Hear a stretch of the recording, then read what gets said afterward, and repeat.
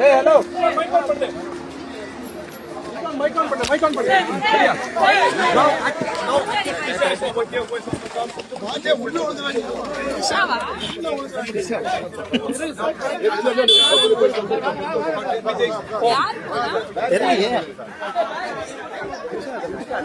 நடிகை த்ரிஷா தாவேகா தலைவர் விஜயை நேர்ல சந்திச்சு வாழ்த்துக்கள் தெரிவிக்க போயிருக்காங்க.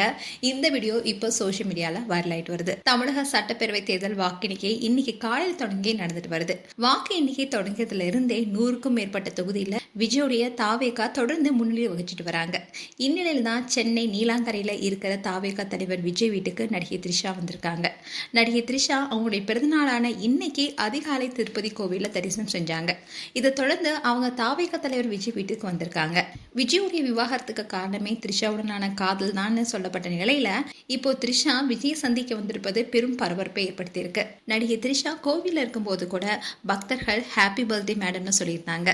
அப்போ ரசிகர்ல ஒருத்தரோ இன்னைக்கு தமிழ்நாடு தேர்தல் முடிவுகள் நமக்கு ஏற்றபடிதான் வரும்னு சொல்ல அதை பார்த்து சந்தோஷமா சிரிச்சு தலையாட்டினாங்க த்ரிஷா. தன்னுடைய பிறந்தநாளை முன்னாடியே கொண்டாடி இருந்தாங்க த்ரிஷா. இப்படி இருக்க சூழல தான் திருப்பதிக்கு சென்று நண்பர் விஜயோடைய தமிழக வெற்றி கழகம் கட்சியுடைய வெற்றிக்காக பிரார்த்தனை செய்ய சென்றிருக்காங்கன்னு பலராலும் பேசப்பட்டுச்சு. இதுக்கு முன்னாடி கூட த்ரிஷா வாக்குப்பதிவு நாள்ல வாக்களிச்சுட்டு கையில மையுடன் இருக்கிற போட்டோவை ஷேர் பண்ணி கில்லி பட பாடல பிஜிஎம்ல செய்து இன்ஸ்டா ஸ்டோரியில ஷேர் பண்ணியிருந்தாங்க. அதை பார்த்த எல்லாருமே நம்ம தலைவி தாவேகாவுக்கு தான் வாக்களிச்சாங்கன்னு சொல்லியிருந்தாங்க.